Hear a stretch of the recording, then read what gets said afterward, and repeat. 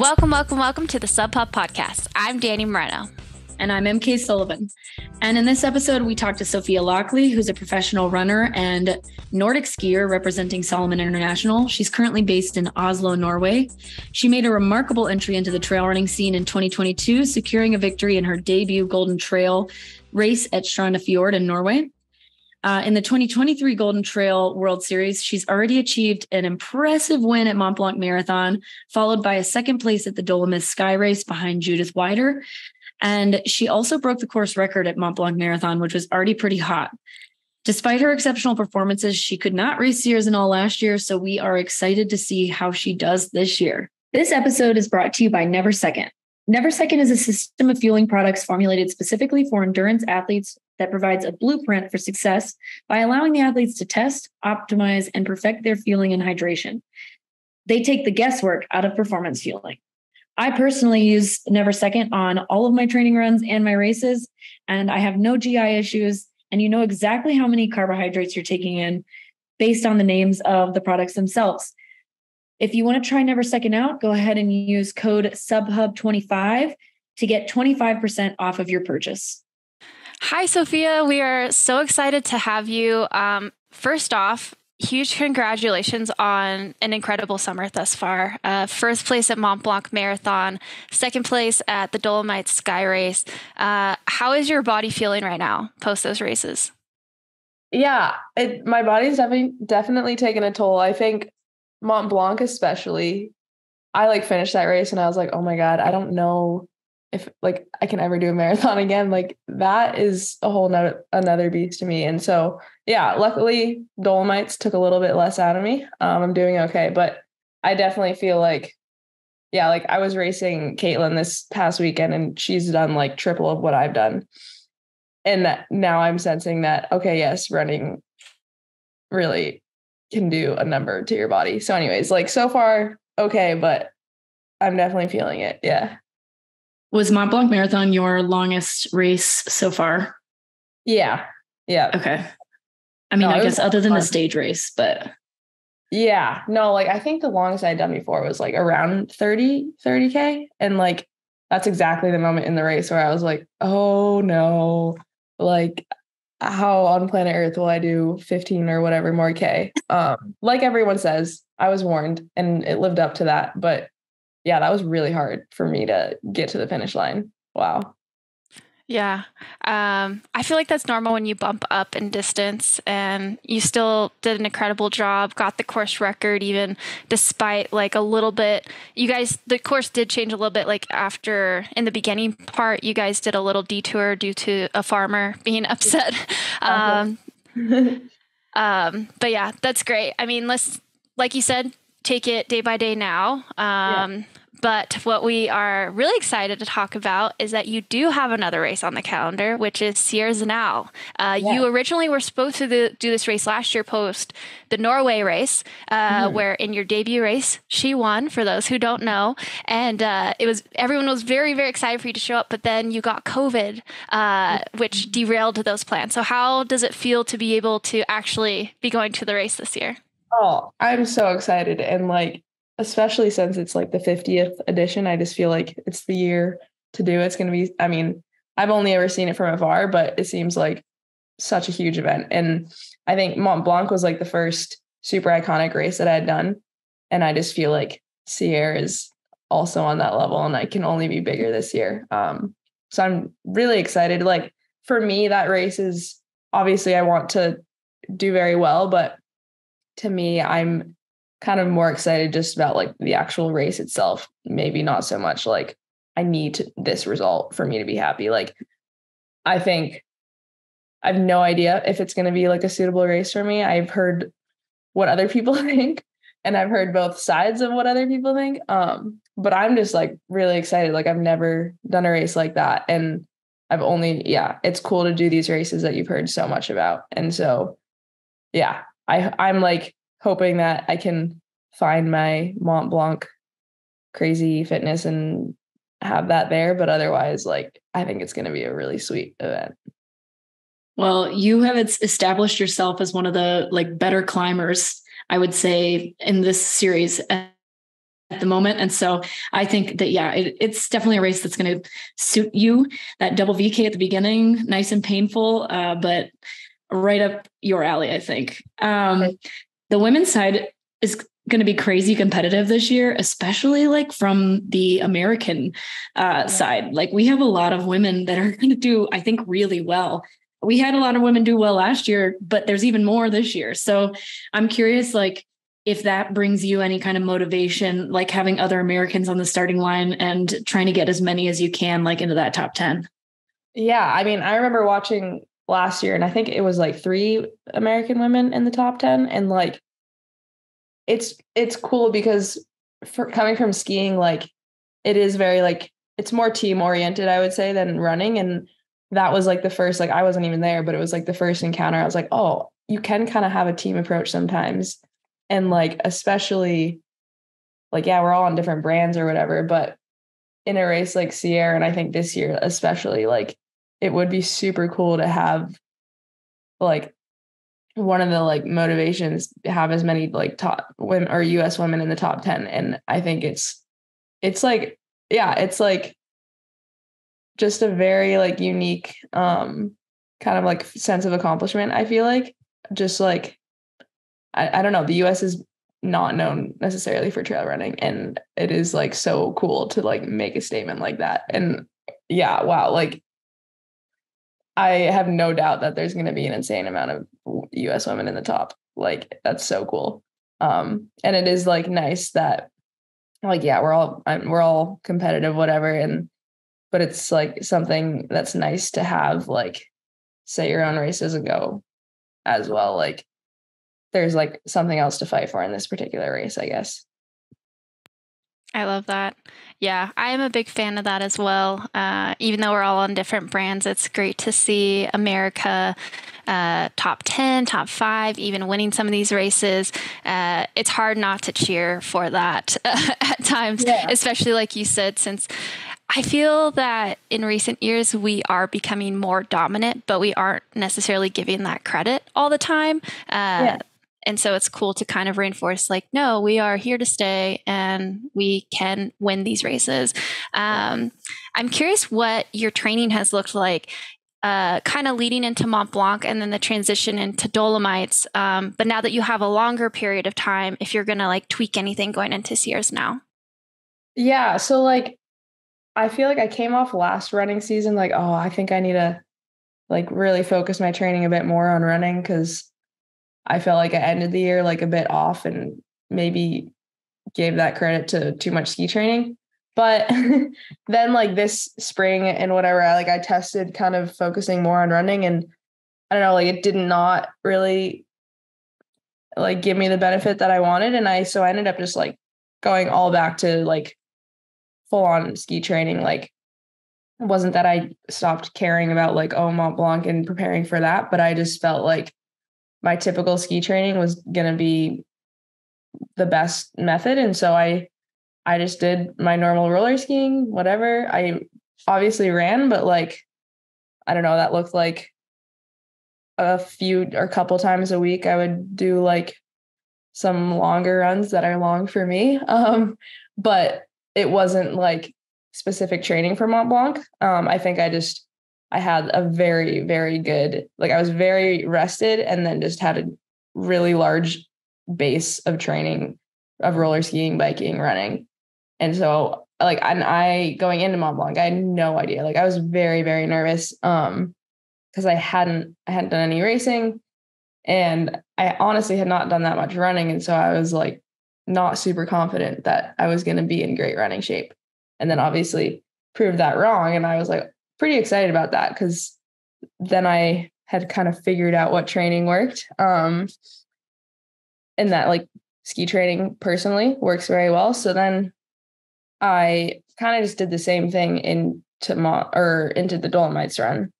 Although I had like I had mentioned, Mont Blanc like really took it out of me, my body. And so I was like having some ankle issues. And so I actually just didn't run until Dolomites, which isn't like I have gone 2-3 weeks without running before, just out of like, I don't know, no reason, but that happens to happen sometimes.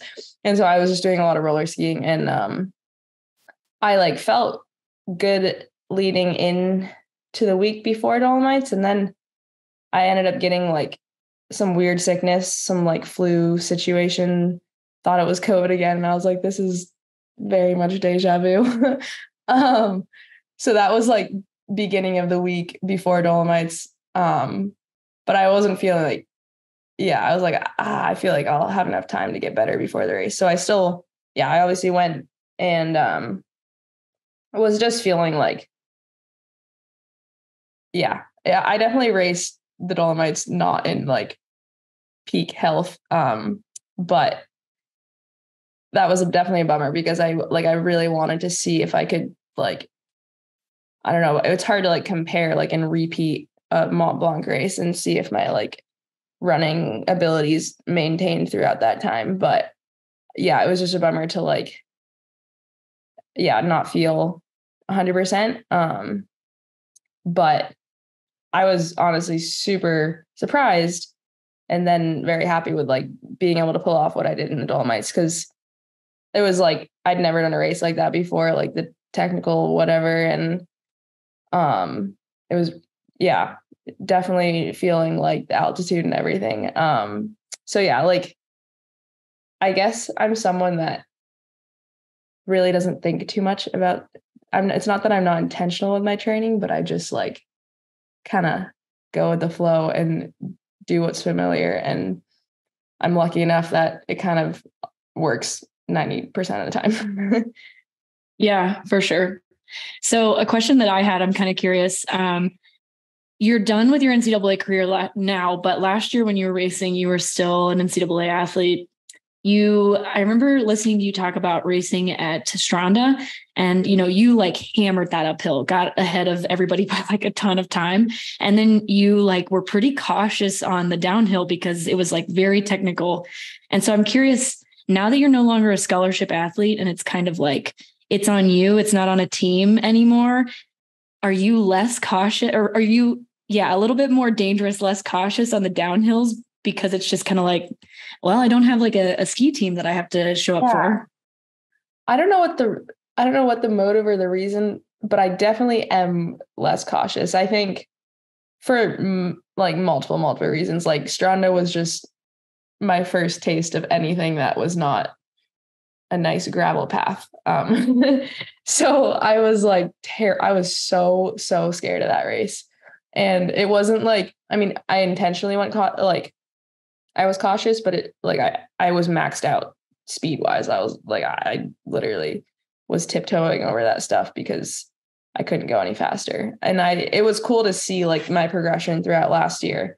And then like Mont Blanc obviously was like pretty chill in the technical aspect. And so I was curious with the Dolomites, like I had heard all the like drama of how technical and scary it is. And so I was definitely nervous going into that because like, I feel like it's the type of thing that like you kind of need to practice it in order, like once you go a very long time without like going on technical or like practicing that ability, then it can get very rusty. But I think last weekend that was like the biggest takeaway for me from that race was like how much I sent that downhill. Like maybe not compared to all the other runners, but like personally, I was like, I've never done that before. And I was really psyched about that. It was cool. Like I mentioned it in a couple of the interviews after, like I definitely had way more fun on that downhill than the uphill, which never happens. So it was really cool to have that feeling. Well, despite you not being 100%, that was an incredible result. And personally, I would not walk Karina Creso behind me, and you held her off. That'd be terrifying. And then, Judith barely put time on you, and Judith is regarded as one of the best downhill runners of all time, like consistently. So yes, you fully sent that downhill very well. So congrats on that. Thank you. And so going to Sierre Zinal now. This is going to be the third race of Golden Trail World Series this year for you. And right now you have a first and you have a second, which very, very strong points, puts you in a strong position for podium overall already for the end of the year. Where does this fit in your overall schedule? Is the plan to just do 3 Golden Trail World races and then, do the final, or are you planning to go to the US afterwards? I'm hesitant to say, but I'm probably going to do all the rest of the races. Well, we'll see, but I'm definitely going to do Sierre and at least one of the American races. I haven't decided which one, but for me, I think the US races, I have the potential for just like a better result, maybe. But I'm not like choosing all my races just on like for like the overall, and for that, like I want to do races that I want to do as well. So that's why I'm kind of doing Sierre. And like it could go really well, but I'm not like putting a lot of weight on that race. And so I'd rather have, one or both of the American races to like focus a bit more on getting the points for the overall. But I do know that doing, it will be 5. If I do all of them, 5 races is definitely kind of a lot. And I want to be good for the final as well. And I also want to not be terrible for my ski season.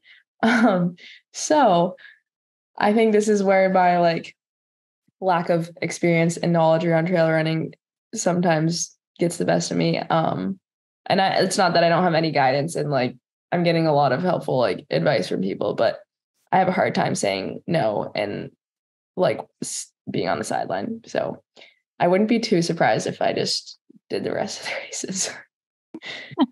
I think you just got to take it day by day and listen to your body. I mean, the most important thing is that you come out of this like whole thing healthy. So just make sure you are listening and doing what feels good to you and not just doing it to say you did all 5. Yeah. No. Like that. Yeah. Yeah. You'll figure it out. Yeah. But we're so excited to see you race at Sierre Zinal. I hope you're excited to race. Sounds like you are. And we appreciate you taking the time to chat with us today about the race. Of course. Thank you guys. Yes. Hopefully we will be chatting with you afterwards too. That'll happen. Can I sneak in one more question? Yeah. Sorry. Like we said, to our listeners, we are trying not to make these super long, but it's hard when you have amazing athletes and people in front of you. Sophia, are there any parts of the course that you're most excited for? And do you have any like strategy or goals you're willing to share for the race? Oh, this is going to be very telling about myself, but I've learned that I'm abnormal and that I look at course profiles the day before the race. So I have no idea what Sierre Zinal looks like. Cool. And I think I need to like change that. But so far, like that's been my go-to, is to be like, all right, let's look at this the night before. So I will have a response eventually, maybe. All right. Well, thanks again, Sophia. Yes. Thank you.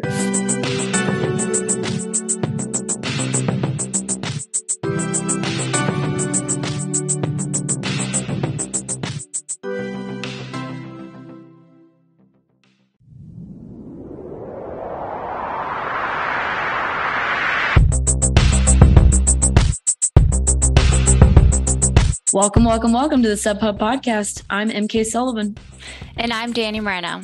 And in this episode, we talk with Phalaris Kasay, a member of the Run Together team based in Kenya. Phalaris was second at Sierre Zinal last year and was the second place finisher at the World Championships VK this year in Innsbruck, Austria. Last year, she raced Theon Dixon the week before Sierre Zinal, and this year she's not, so she's coming in a bit more fresh. We're excited about her because she's incorporated a lot of changes into her training. This entire summer, she's been based in Austria, and she's coming in very confident and eager to take the overall win. This episode is brought to you by Never Second. Never Second is a system of fueling products formulated specifically for endurance athletes that provides a blueprint for success by allowing the athletes to test, optimize, and perfect their fueling and hydration. They take the guesswork out of performance fueling.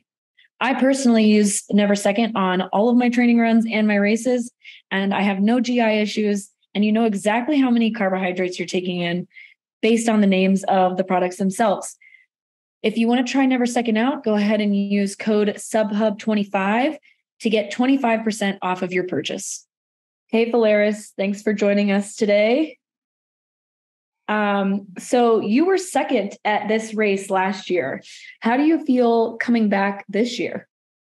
Yes, I will come this year because the training I am doing now is very, very good than last year.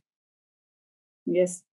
So you're feeling pretty confident, ready to kind of head out for the win this year, maybe? Yes, I must win to become number one. We love the confidence. So you currently are ranked third in the World Mountain Running Cup. Is that your focus this year, considering that Sierre Zinal is part of the World Mountain Running Cup? Or are you going to switch focus to the Golden Trail World Series? I was number 3 in the World Cup, but now I must win. Nice. Yes. Are you going to compete in the Golden Trail World Series after Sierre Zinal, like you did last year? You know, last year I do second. The first one I done Sierre Zinal. The following I done Madea. So this year now I must go hold all the series. Nice. So you come to America for the last 2 races for Pikes Peak and Mammoth Trail Festival? America. No. Okay. So no visa for Austria, for US, for America. Yeah, I've heard that can be a bit of a process. Patrick told us that he got his visa, but that's a bummer that you haven't been able to get yours. But that's all right. You're still having a great season. So have you changed anything in your training going into this year for the race? Yes, I changed because last year I go in Kenya, but in Austria I do a lot of hill. Yes. Yeah. So you've added a lot of hill training to your workouts just by moving locations to Austria, being in the Alps. Yes. Well, that is terrifying and amazing considering how well you were doing without a lot of hill training. So I'm sure the competitors will be shaking in their boots maybe a little bit more this time around. I know I would be. As far as training, do you also train with a group? And if so, which group is that? Yes. Do you have a training group or do you mostly train by yourself? No, I have a training because I joined a group of run together. Nice. Are any of your other teammates going to be, any of your other female teammates going to be running Sierre Zinal? Yes, I must go with the groups. Patrick and the Philemon. Oh, nice. Philemon. Cool.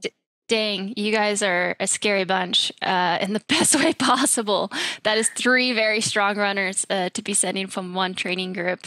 Are there any key sessions or new training sessions that you're doing in Austria that you really like and enjoy? Yes, I would like and enjoy. Mountain race. I love it. or training race. Yes, definitely. Have you been to Austria before this? Yes. Have you been to Austria before this year? First time. Wow, that's incredible. And you got second in the VK. which is also incredible considering you just started incorporating more hill training into your, or more hills into your training. So considering that you were under 3 hours last year for Sierre Zinal, which that is a very top mark to do in your first race. But also last year, you ran a race the week before. You ran Theon Dixon's in France, and you won that race. And then you went to Sierre Zinal. So you did 2 races. Are you going to do that again? Are you going to run Theon Dixon before you run Sierre Zinal? No. No.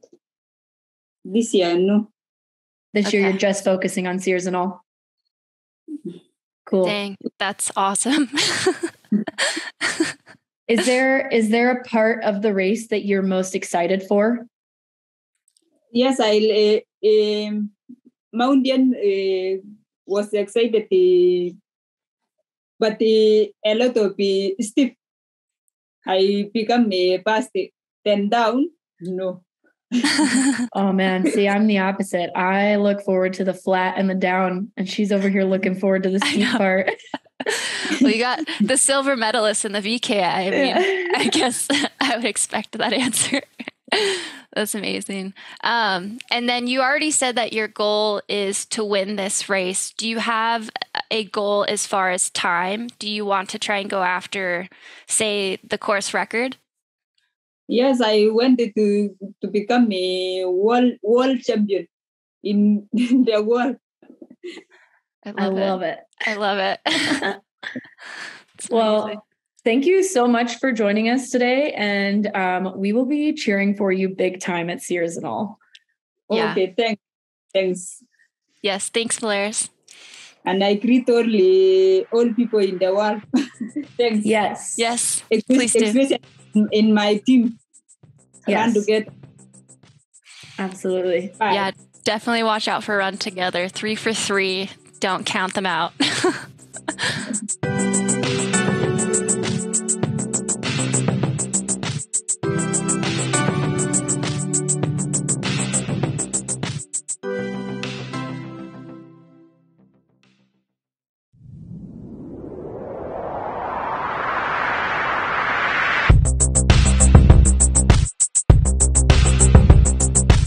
Welcome to the Sub Hub Podcast. I'm Danny Moreno. And I'm MK Sullivan. And in this preview, we have Yao Miao, who is a professional runner for Salomon International from Wuhan, China. Miao won CCC in 2018 and is an extremely dominant Chinese trail runner in the whole Chinese trail running scene. She wins pretty much everything she touches there. At 23 years young, she set the CCC course record that was not broken until this last year when Blondine ran it.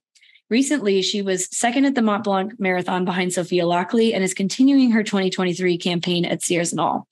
This episode's a little different than normal.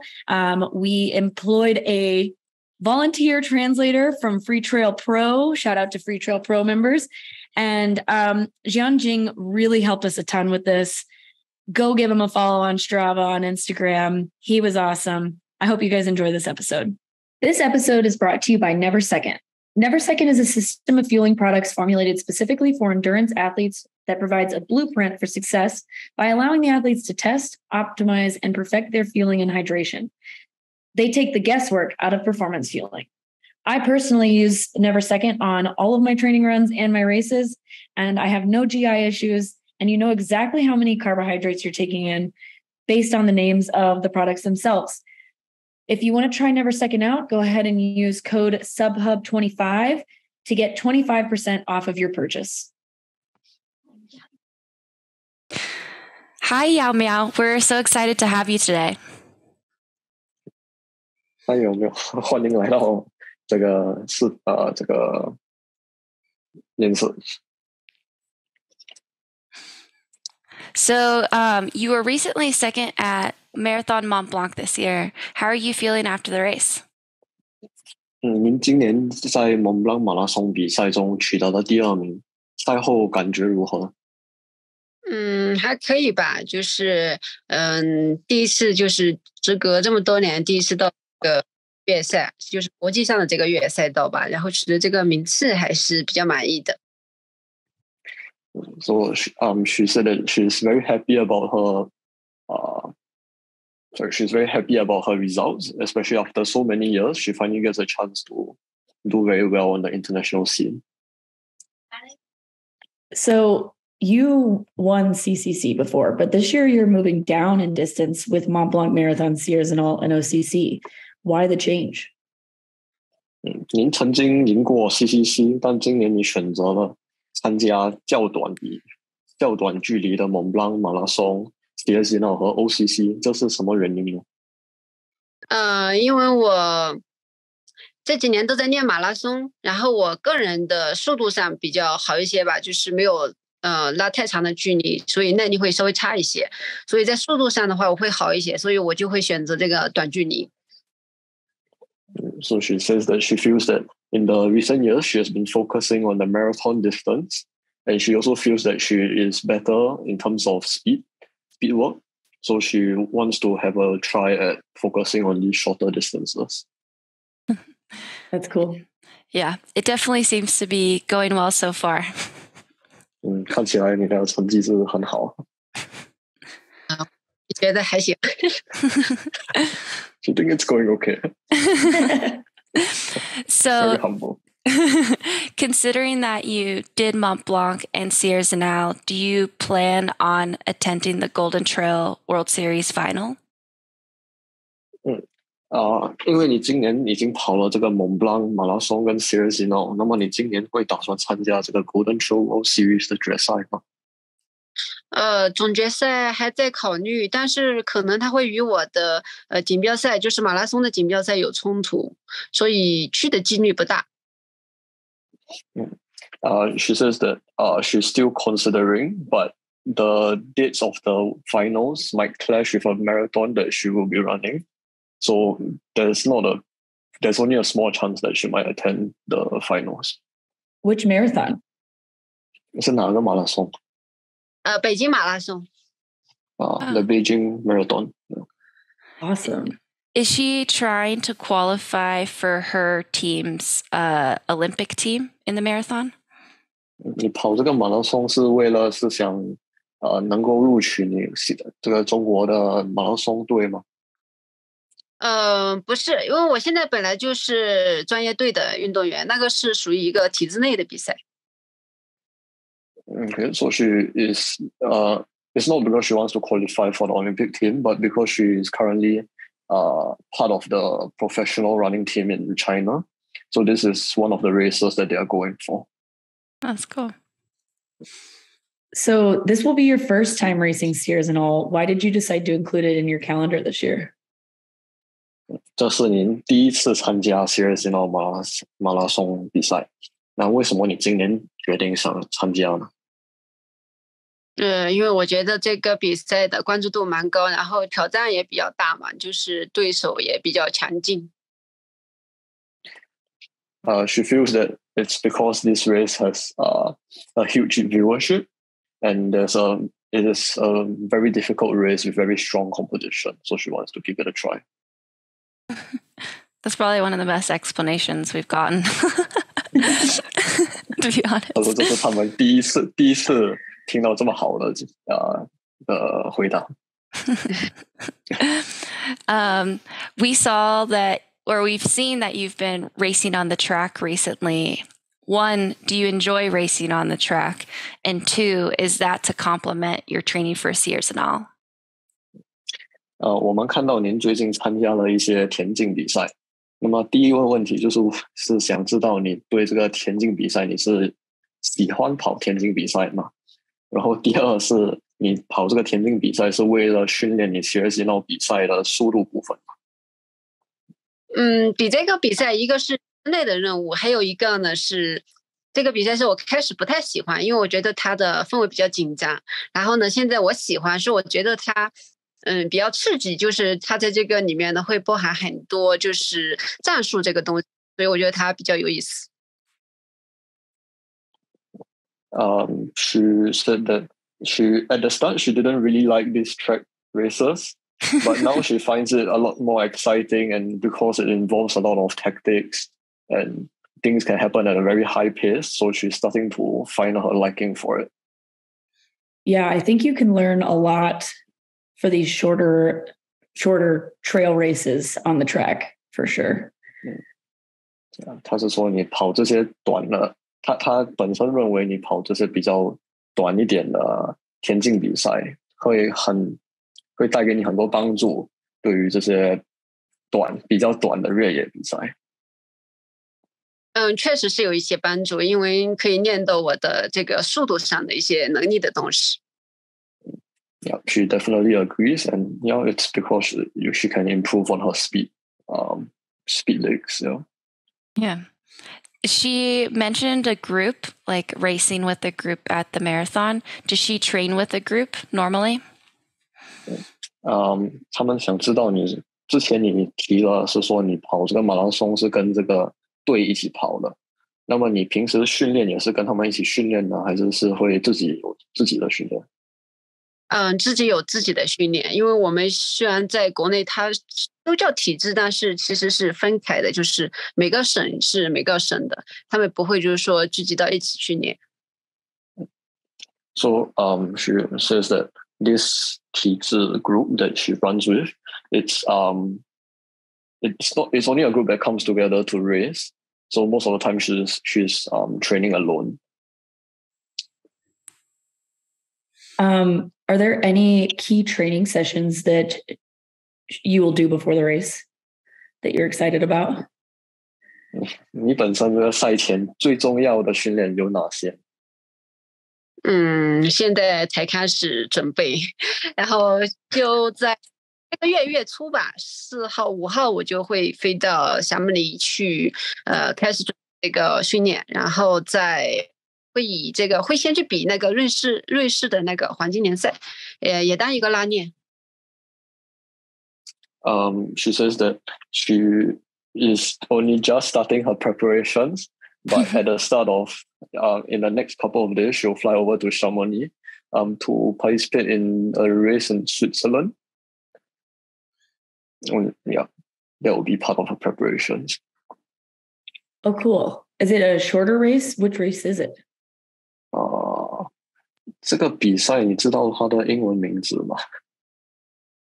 UTMB 还是你说的是那个瑞士？是瑞士的这个。是黄金联赛，我不太清楚，我看一下。黄金联赛。我看一下，我之前我品牌的人给我讲过，我现在需要看一下。She has to check about it. She just heard about it from her Solomon team. Gotcha. Yeah.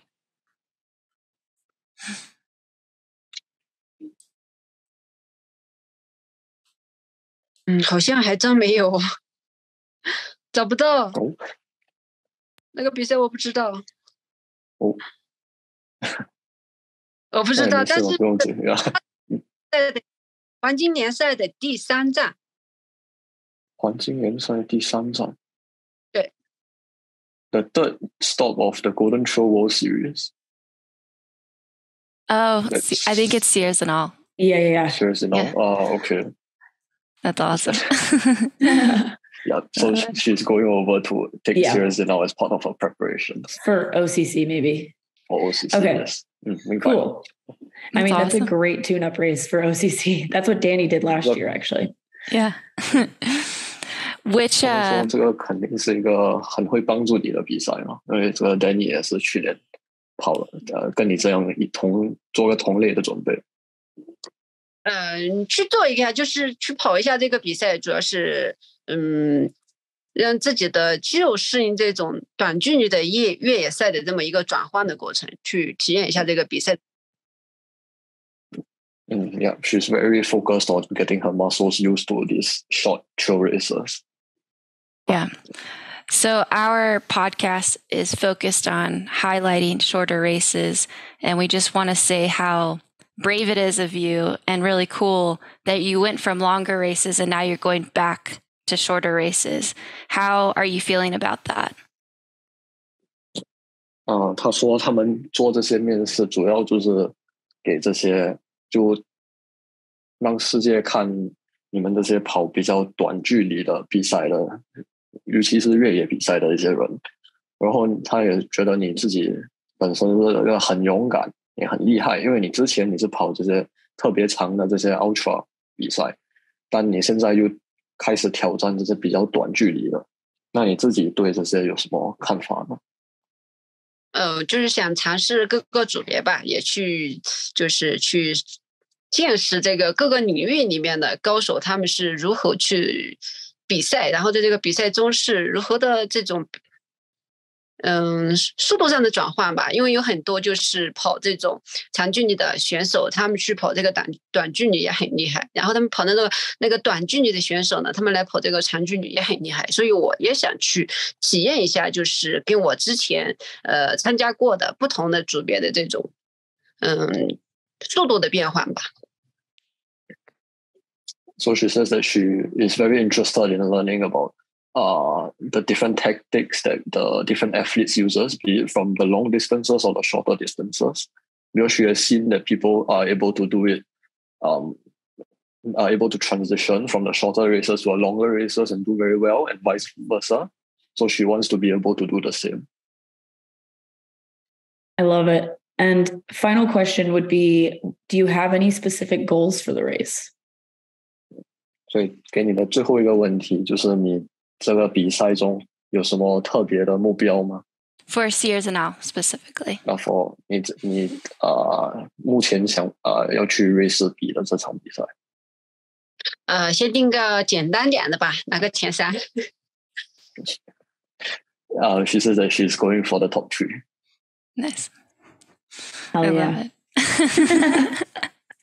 We think that's a very reasonable goal. Yes. 对你来说很合理的一个目标。Awesome. Well, thank you so much, Yao Miao, for joining us today. It's been awesome to have you on, and we'd love to have you again at some point later this year. And MK and I will see you on the line at OCC because we will also be racing that. 说非常非常感谢你参加我们这个采访，然后就希望你跑得很顺利。然后今年你跑这个 OCC 呢，他们2位也会在跟你一起开始跑，所以到时候见。是吗？好啊。8月底见。She said, see you at the end of August. Yeah. Awesome.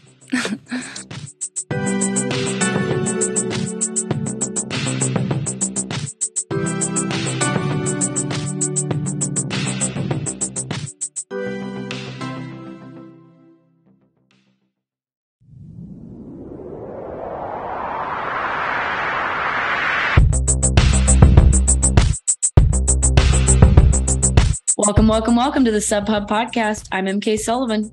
And I'm Danny Moreno. And in this preview episode, we talk with Emily Forsberg. Emily is a true legend of the sport. She is a professional runner for Normal, based in Rama, Norway, and a co-founder of Moon Valley Sports Nutrition. She has many notable wins at a lot of historic races, including Zagama, Transvolcania, Mont Blanc Marathon, and Tromsø Sky Race. But what most people may know her for is she has 4 back-to-back World Skyrunning Series overall wins. This will be her first time racing Sierre Zinal, so she shares some insight as to why she chose this year out of all the years of her career, as well as some insight to balancing being a mom and a professional runner. This episode is brought to you by Never Second. Never Second is a system of fueling products formulated specifically for endurance athletes that provides a blueprint for success by allowing the athletes to test, optimize, and perfect their fueling and hydration. They take the guesswork out of performance fueling. I personally use Never Second on all of my training runs and my races, and I have no GI issues, and you know exactly how many carbohydrates you're taking in based on the names of the products themselves. If you want to try Never Second out, go ahead and use code SUBHUB25 to get 25% off of your purchase. Hi, Emily. We are so excited to have you here today. Personally, for me, you are a legend of the sport. So it's just so it's a huge honor to have you on today. But our first question is, you have never done Sierre Zinal before. Why this year? Oh, thank you. I'm very happy to be here. And it was very nice to meet you in Eiger. I think it was the first time we talked. And MK, I didn't meet you at the World Champs, but I knew that you were there. So I have very nice to be here. I have a picture of the two of us from like my first international race in Sweden. So this feels very like full circle. Was it in Fjällmarathon? Yeah. Yeah, I remember now. Oh, cool. That's nice. Oh, sorry. No, that's but okay. Yeah, why do I want to do Sierre Zinal? It's because, yeah, as you said, I've been in the sport for so long. Oh my God. And the first year, I think it was 13 years ago, I was thinking, oh, I want to race Sierre Zinal. And then it just never happened. And then I told Kilian, I really want to do it. Because it's a race that really doesn't really fit me. It's a pretty flat, runnable race. And I just said to him that I really want to do it just now and try to train a little bit more for it so I'm not going to suffer like the whole way. So, yeah, I'm super excited to be there because it's a special race. It's, it has been, it's the 50 years anniversary, so it's a little long. Well, I know that you train with like a bunch of athletes where you guys live. So I'm curious, do you have like training with Ida Nielsen? Do you kind of pull her up on these climbs right now and she's kind of pulling you through flat workouts? Are you guys working together to exactly? Yeah, that's how it works. It's actually really good. And as you said, we have some Johanna and Henriette, so we often we can help each other. Like I'm stronger in the uphills mostly, and Ida is stronger on the flat. So yeah, we just did like a 20K run the other day where she was setting the pace and I could just follow. And then we did some 400-meter track reps, and I was a bit fresher, so I could go a bit faster there. And it's really nice to help each other and have the company. Seems like the perfect training partner for the Sierre Zinal race. Yeah. So besides being on the track a little more, are you changing anything? Because I know you're also signed up for CCC, which is a few weeks after. So are you gearing training more towards Sierre Zinal versus CCC, or trying to mix both of them in there? No, I think I'm just training to get back to ultras, a bit longer distances. And I think the training I do for Sierre Zinal, it will help me on CCC as well, because it's so runnable, the trails down there. And you need to kind of have the speed as well. And then after Sierre Zinal, I will do a bit more. I will do 2 days, 50 kilometers. And that will be the training for CCC. Cool. Have you done any specific workouts that you're really excited about leading into Sierre Zinal? Wouldn't say I'm excited for them. It's more I plan a hard session that I know will be good for Sierre Zinal, and then I get it done. And afterward, it's yes. And then it has been actually a few on the mountain that we were talking about before, Näsaxla, which is in the closest village. So we often do that 2 times 700 meters, and then can go for a 10K flat, a harder run out straight after, or a variation of it, 1 time up, 1 time 5K, up 5K, or something like that. Okay. And when you say 700 meters, you mean you're going up 700 meters in elevation, right? Yeah. Oh, exactly. Wow. Okay. Nice. A little spicy there. So I'm guessing you've been to Sierre Zinal, you've watched the race before, maybe a couple of times. Can you explain to our listeners why you think it's such a special race for, trail running and mountain running? Yeah, first it's an old race, and that often creates a really nice ambience. It's people hearing about it, that they want to do it. And it's also a big open class. It's so many people running it, which is really, really, really nice, I think. And it's also a bit where the trail runners meet mountain runners, and maybe even some road runners. So it's always always very deep, the fields. And it's, the ambience there, it's amazing. I only been there once actually, and that was when our youngest daughter were newborn, so I wasn't really super sharing because it's also so loud. But I've seen it, and Kilian have been running it many times, and I know what it is. So I'm really looking forward. Is there any specific part of the course that you're most excited for? I'm excited for all the race. Like I know that I will push, but I think I will be able to enjoy it as well, because I'm kind of settled in my mind that like it's at the moment it's really not my kind of race. I'm doing it because I want to push my own limits and explore the race. So I think I will find a good balance between like pushing really hard and trying to enjoy it. I'm excited for all. Yeah. Yeah. I feel like that's a very healthy mindset too, for just like any race, just going and ready to enjoy the experience and take it all in. Like you mentioned, you were there when you had your first child or first daughter. Are they going to be coming this year? Or I noticed they weren't at Eiger. And so I was just wondering when you decide like when to bring the whole family, considering that you're balancing being a mom and a professional athlete. Yeah, they will come. It's Eiger was actually the first race that, or the first time both Kilian and me were away from them. And that was like 2 nights. So that was, it was so peaceful in a way. Like I could just lay there in the bed and like relax and rest, which was awesome. But we love to bring them. And when we have the opportunity, we try to work around like how, so they have a good time as well, but they will come. I remember the race that I ran in Sweden. My husband did the VK, and you also did the VK that day. And I saw Kilian just like hauling your kids up in this like off-road Thule up this VK route. And I was like, these kids have to be having the time of their lives out there. Do they enjoy it?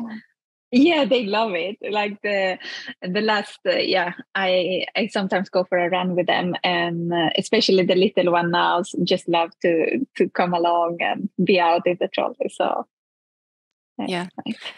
Looking at your career, you've had a very long, fruitful career prior to kids, and then now having kids. What would you say, maybe some advice or wisdom you would give to some moms that are in the same situation of maybe adjustments that you've made in your life for like prepping for races and being at races with kids? First, I think it's really important to really like open your mind up that it doesn't need to be a certain way, because many ways can be really good, even though you have like, I would like to do this before a race. Probably that will never happen with kids, and that's fine. Like you just need to work around it, see other solutions and other ways. And then I think the most like the best advice is that I'm also trying to live myself, that sometimes can be really hard, is to just be very present. Like you don't need to do everything. Like for some years or some months, you can really just try to decrease other things that you need to do and put a priority list. What do you want to prioritize? Like, I'm an athlete, I want to prioritize this. And then maybe the rest can just follow along and stay present with the children. I think that's what I'm trying to live. Sounds balanced and much healthier than maybe some of our like mindsets when it comes to training and racing. It's not easy to live. It's really, it's like you really, because I'm that kind of person that like, I really like to do a lot of things. And I felt awful when I couldn't do it, but then I just like, I needed a shift. I needed to find another balance. So it was needed to change something. It seems to be working. I mean, you crushed Worlds this year. You like ran an amazing race at Eiger. So the forced balance is it's doing good. Thank you. No, I think it's going very well. And I'm sure it's beautiful to be in like a slightly different phase of your life too. Sharing that as an entire family. Where does, since you're doing Sierre Zinal for the first time, and then you have CCC, what does kind of like the rest of the year look like after that? Or are you just solely focused on the next month for now?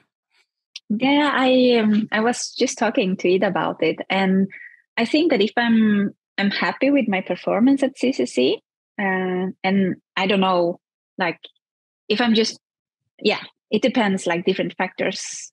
You can be happy with the race and you finish the last one, but so it depends. But if I'm happy with the race, I think I will finish the season then, and try to focus on the ski mountaineering season, because I haven't done that for some years, and I'm a bit intrigued just to see, going back to the World Cups, maybe a few or one or something, maybe a longer race too. So we'll see a little bit after CCC. Well, thank you so much for joining us today. And we're excited to see how this plays out for you. And also excited to see you at CCC again, getting back up into those ultra distances. Yeah, no, definitely excited. And yeah, we can't wait to cheer you on, and we'll see you at UTMB week for sure. Yeah. Thank you very much. Thank you.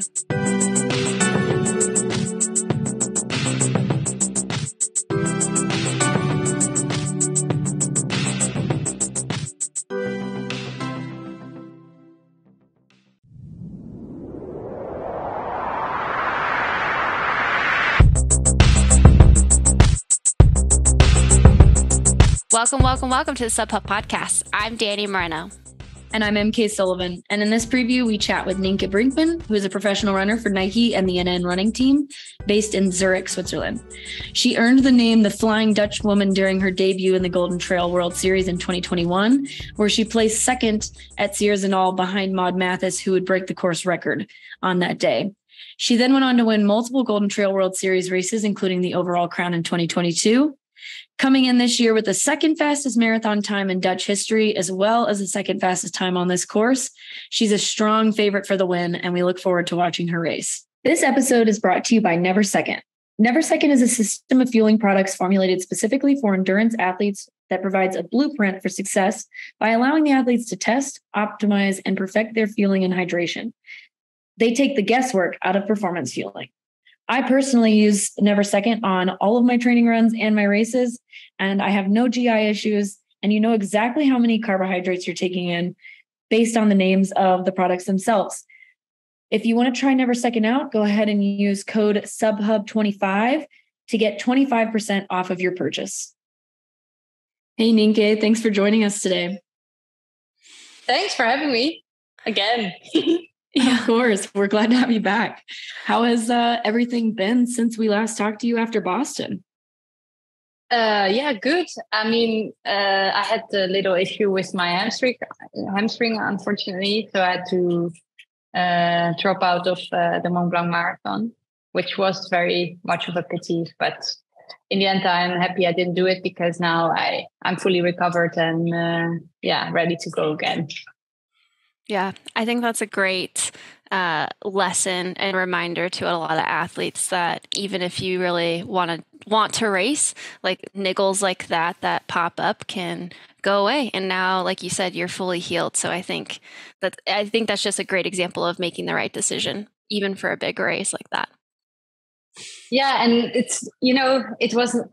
I could have probably raced it, but you do have a high risk of then do something that you rupture it or make it bigger. And I think, sometimes you have to make a decision how important is this racing compared to the rest of the season. And for me, it then was better to not do it. Yeah, it's always better to take a couple weeks off than get even more hurt and end up taking a year off. Yeah, exactly. Yeah. So I'm sure a lot of people are dying to know this, as well as NK and I, but with you pulling out of Mont Blanc and now about to do Sierre Zinal, are there plans to do any Golden Trail races after this? And just a reminder for all the listeners, Nienke was a very dominant champion last year in the series. Yeah. So I would love to do more races and go to the final of the Golden Trail. But at the moment, my main goal this year is to qualify for the road marathon for the Olympics. And I will do a road marathon in the fall. So I kind of have no time to two more Golden Trail Series races, unfortunately. That's why it will only be Sierre Zinal. So that's like, needs to be a good one. because it's only one race this season. So no, you won't see me later on in the Golden Trail. Gotcha. So you were second the last time that you went to Sierre Zinal. You ran under the course record, but Maud obviously got her own course record again at that race. How excited are you to go back to Sierre Zinal and fight for the win this time around? I'm super excited. I think especially because it has been 2 years, and that was actually the first race. There was actually a race for me where I kind of also surprised myself, and a lot has happened since then. So it will be a very different position for me to go in now. Now I'm like going in as a favorite, and then I was going in. Now nobody knew who I was, so I think it's a very special race to me. And yes, of course, I would like to go for the win, but I think more important is that I want to get really everything out of this race.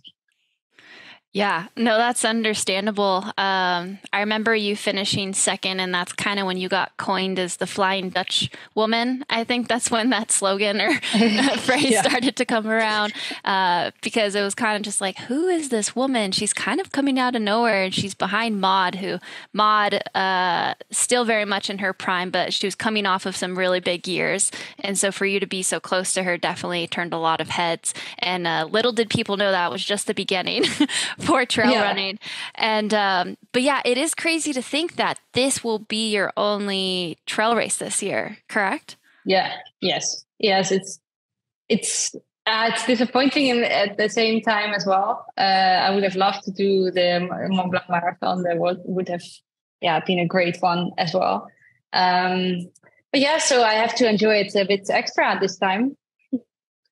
Yeah. The Olympics sound pretty cool too, though. So yeah, if you're going to miss some trail races to be an Olympian, yes, full support. Well, that's the goal.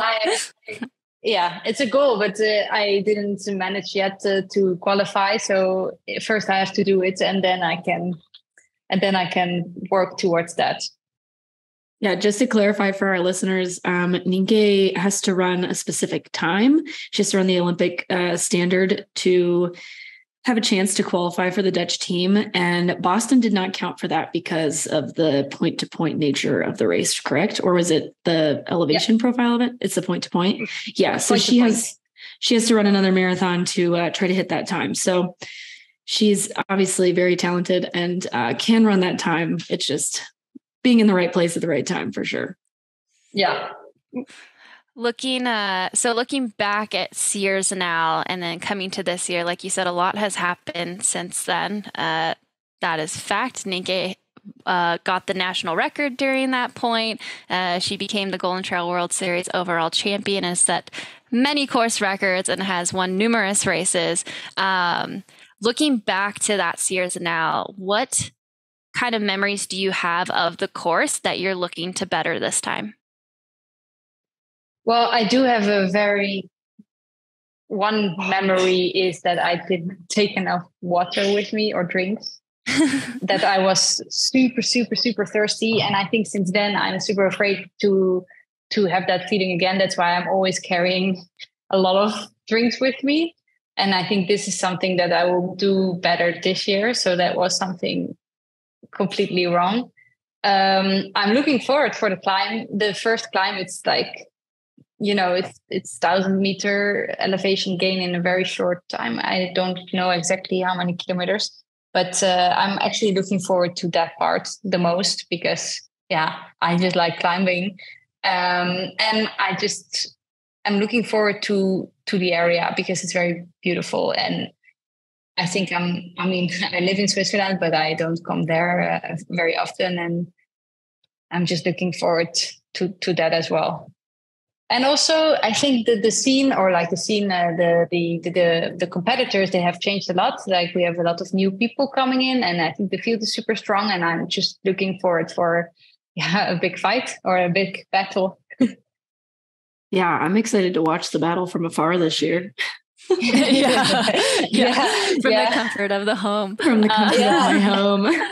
Yeah, sometimes it's I guess nicer. It's nice to watch and horrible to do, but I think during you will probably feel that everybody's going hard for it. Yeah, I mean, I would love to be on that line as well. It's nothing quite like, competing against such a deep field. That's when you get the most out of yourself. And yeah, as far as the water goes, it is at high altitude pretty much the entire time, and it's exposed, so it's really hot. And it starts at like 11 a.m. And it starts at such a weird time. For reasons for TV. Yes. So yeah, you could easily go in the morning and it'd probably be like 10 degrees cooler. But yeah, you start in the midst of the day. Speaking about the field, who are you excited to race that is racing? So I think Sophia will be there, and Ali, and I think that's great that they are there. And also now I think I will for the first time race Grayson Murphy. I don't know her very well. I met her quickly in the Flagstaff race last year, and I'm also really looking forward to race against her. She's super strong. I mean, obviously she's a world champion. I think it's so cool that we have a very deep women field this year, and that makes it super exciting. And you need to be sharp. You can't make many mistakes this year. What do you feel that your strength on the course will be this year? I think my strength is the uphill, but many people have this strength. So I guess also my speed in they call it flat sections. It's still a bit uphill, but I guess my speed can also help a lot there. I think those things are my strengths. And then you just need to hang on. Those flat sections are not even close to they're not even flat. And it's funny because I like previewed the course last year before I ran it, and I remember thinking like, oh yeah, I could run like pretty fast on this part, it'll be great. And then I got there and I was like, this is so much hillier now that I'm like halfway into this race than it was when I ran it fresh 4 days ago. Yeah. No, it's not flat, but compared to the first uphill, okay, I understand you call this flat. Yes, exactly. Classic mountain runners, runnable. Yeah. That's hilarious. As far as, again, you ran this race in 2021 for your first time, and now we're a couple years later. Has your training shifted to prepare for Sierre Zinal, or is it still mainly based on the road marathon since you're planning to do that this fall? It's at the moment it's more focused on trail running. I always combine the two if I am not very in a specific phase yet.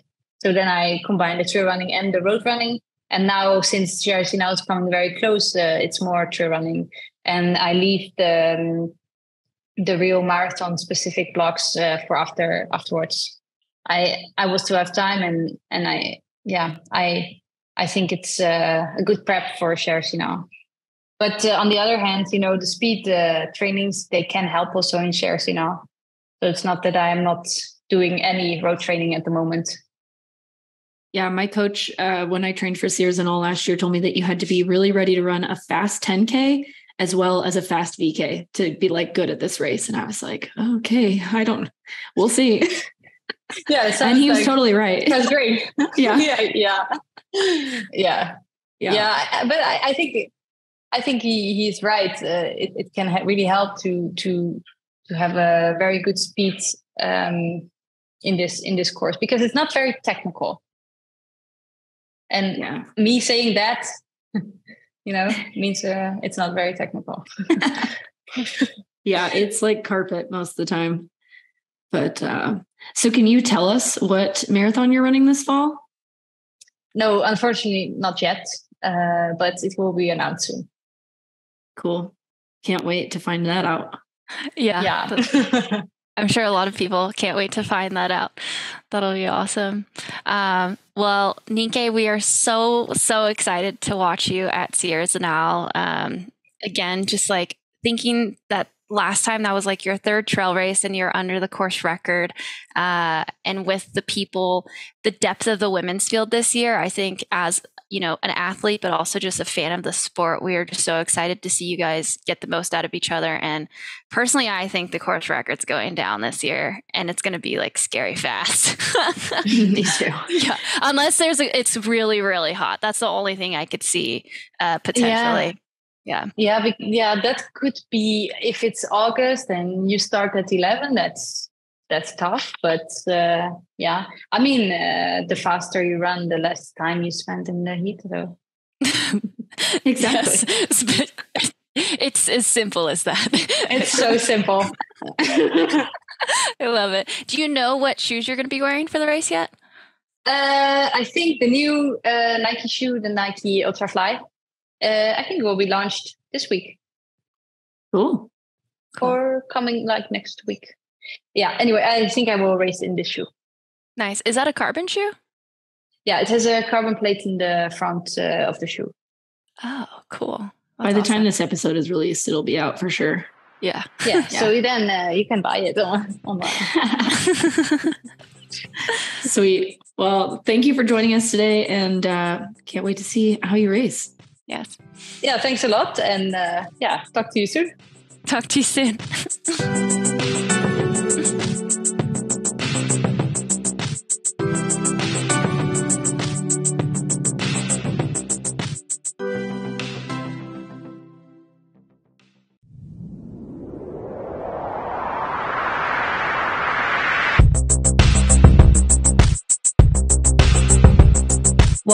Welcome to the Sub Hub podcast. I'm MK Sullivan. And I'm Danny Moreno. And in this preview episode, we chat with a big fan favorite, Tabor Hemming. Tabor is a professional athlete for Salomon USA based in Kremlin, Colorado, along with her husband, Eli Hemming. Tabor is known for wrangling cows and also her uphill speed. She was the 2022 U.S. uphill champion and was also second overall at the Broken Arrow VK behind who would then be that year's VK world champion, Ali Mack. She was also fourth overall in the 27K in 2022. The highlight of her season last year was finishing in the top 10 at Sierre Zinal in her first international race ever, a feat not many other Americans have been able to accomplish. Tabor will be coming back this year with a lot more international experience and as the top American returning. We can't wait to see what she does. This episode is brought to you by Never Second. Never Second is a system of fueling products formulated specifically for endurance athletes that provides a blueprint for success by allowing the athletes to test, optimize, and perfect their fueling and hydration. They take the guesswork out of performance fueling. I personally use Never Second on all of my training runs and my races, and I have no GI issues, and you know exactly how many carbohydrates you're taking in based on the names of the products themselves. If you want to try Never Second out, go ahead and use code SUBHUB25 to get 25% off of your purchase. Hey, Tabor, thanks for joining us today. Thanks for having me, guys. It's exciting. Yeah, of course. How have you been feeling since Mont Blanc Marathon? Been good. Like the first week after Mont Blanc felt like awful, absolutely awful. Running was just like, it hurt. So like Eli and I didn't do much of it. We like rode our bikes, we hiked, and then like now we're kind of back in the full swing of things. And it seems like race day is already here. So kind of was like build up and then, race is here. Yeah, the summer does tend to go fast. I think also because there's so many other events you're paying attention to. And then before you know it, you're like, oh, it's my turn again. Time for me to go like, back. Oh, we're traveling again. Oh, yeah. Oh crap. Exactly. Yeah, and especially being in the States versus Europe. So you also did the double with Eli, Broken Arrow and then Mont Blanc. How did that experience go for you? It was good. I think we both really liked it because we were viewing like Broken Arrow as kind of like a rust buster of like, get the nerves out, like feel that really hard race experience again. And then taking it as like a way to rest into the coming week instead of being like super antsy, like during the week of Mont Blanc and being like, oh, like, I want to do stuff. I want to do stuff. Instead, it was like, yeah, I can tell I ran downhill really hard twice during that lapped course. And so it was all like just recovery mode. So I actually really enjoyed it. It was a fun way to like break up the Mont Blanc taper in a way. So the last time we spoke with you, we were talking about like your least favorite and most favorite races, and your least favorite race was Way Too Cool. So I was surprised to see you like running Mont Blanc Marathon because it's a similar amount of time on feet. So tell us a little bit about that decision. Yeah, I guess like we've been doing more training like volume wise than I was ever used to, because like in college I was 815 with like during conference they shoved you in the 5K and you were like, this is really long. And so like this past year we've definitely done more like volume running, but also like cross training. And so it didn't seem as daunting as last year at Way Too Cool, where that was like the longest I've run distance and time wise by like a long ways. And so this year it was a bit more like, yeah, I think I can do this. And the course itself like made the race go by fast. Like you guys both, like the views there are incredible. Like you're just running, you're like, whoa, that's so cool. And you're like, whoa, this is so cool. I definitely felt at the last 30K for sure. Or like not 30K, from 30K on, I was like, this is long. I'm feeling this. But yeah, that was kind of the decision. Test it out, see if I liked it. But I did like it this time more than Way Too Cool.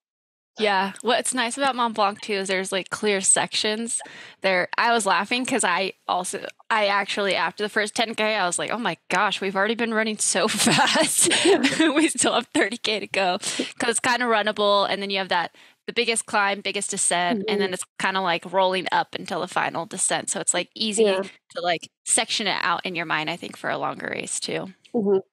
Yeah. And that was your like longest Golden Trail World Series race, and you got top 10. Congrats. That's awesome. Oh, thanks. Yeah, you know, a lot to learn from it, and it was just fun going over, and then having Eli have a really great day. So it was kind of like a nice, good couple weekend of like learning and succeeding. Yes. So you did mention in your Strava post about the race that you had some GI issues during the race. Is that something that you have been practicing going into Sierre Zinal?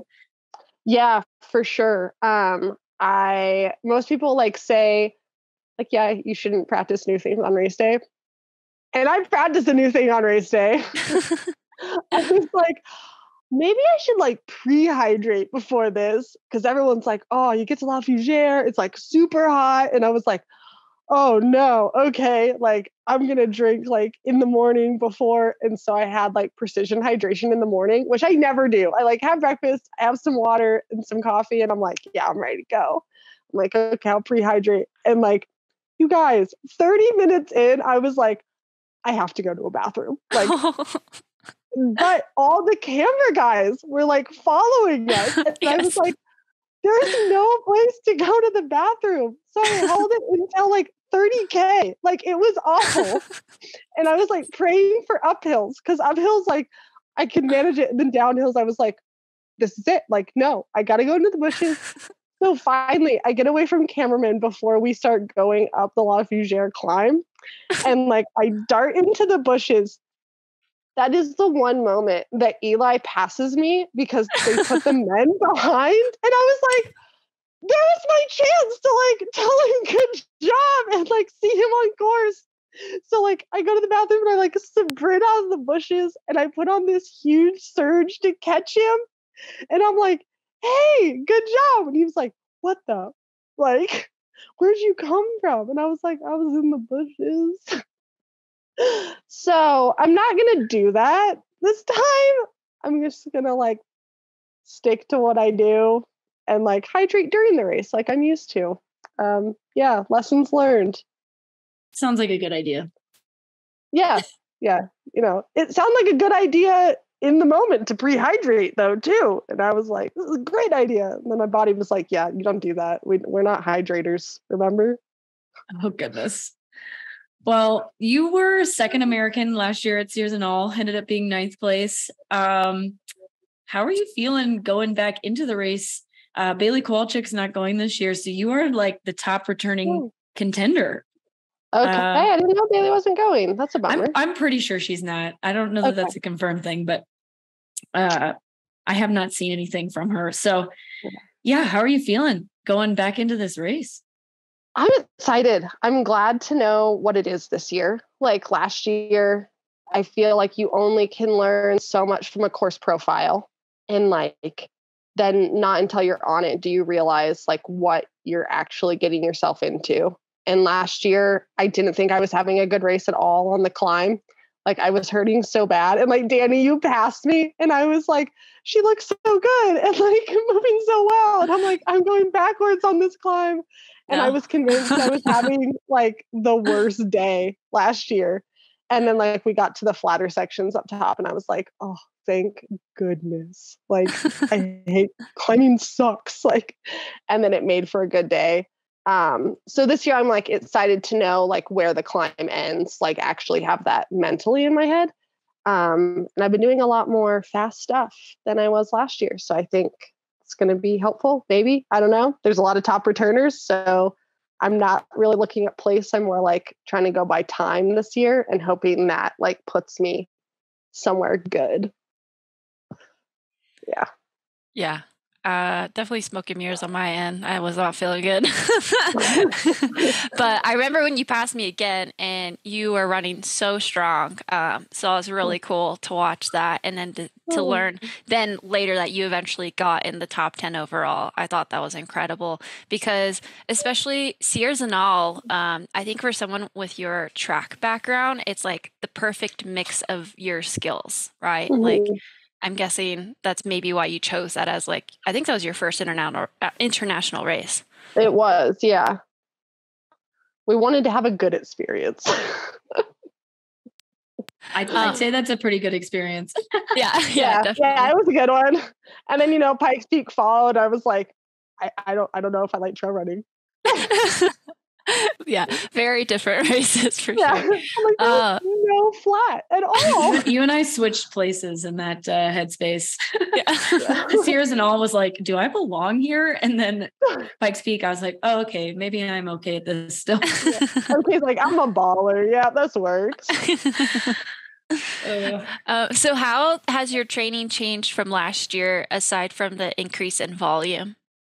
Yeah, I think it's just getting back to the roots of what I did a little bit more in college in the sense of like doing the speed work. Like last year, leaving our respective sports, we were like, we're not doing any workouts on the track. We're like, don't want to be on dirt roads anymore. We were just super burned out on like the speed aspect of things. And so we did a lot of workouts, just like not on really runnable trails, but we were just like, yeah, we'll do efforts on trails. And so like we never got that like speed specific work in at all.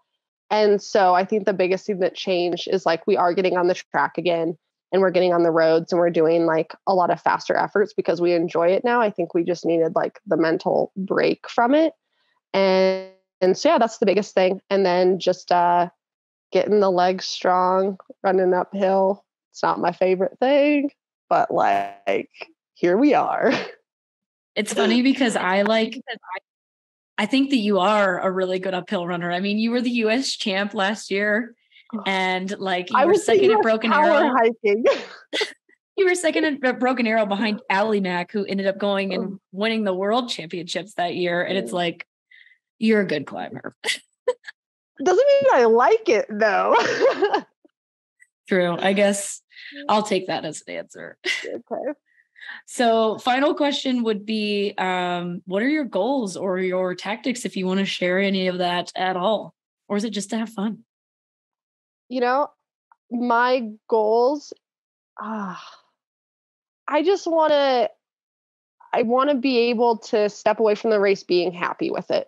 I think that's my biggest goal is like executing a race that I feel like I didn't mentally give up in a section and being able to be like, I was fully engaged the entire race, because I think like that's what I'm learning in these longer races, like from track to this is like track is so short that you are mentally engaged in it the whole time. And you don't have an option to be like, wow, I'm really hurting. I'm going to back off and like, or get super negative on yourself because it's like, it's 4 minutes plus. Like it's like, boom, you're done. And so just having that as the goal of like not mentally having like getting negative on myself. And I think if that happens, I think I'll have a great day. And hopefully another top 10. Yeah, that'd be awesome. We'd love to see a couple Americans in the top 10 this year again. I know. Yeah. It'd be awesome. We'll miss you guys though. Oh, thanks. Yeah, we'll be there in spirit. We'll be there in spirit. Top 10s in OCC then. Yes. Yeah. Deal. Okay. We'll shake on it. Okay, it's a deal. Awesome. Well, thanks, Tabor, for joining us today. And yeah, we look forward to cheering you on next weekend or this weekend when this comes out. Guys. Yeah, this will be exciting. Yeah.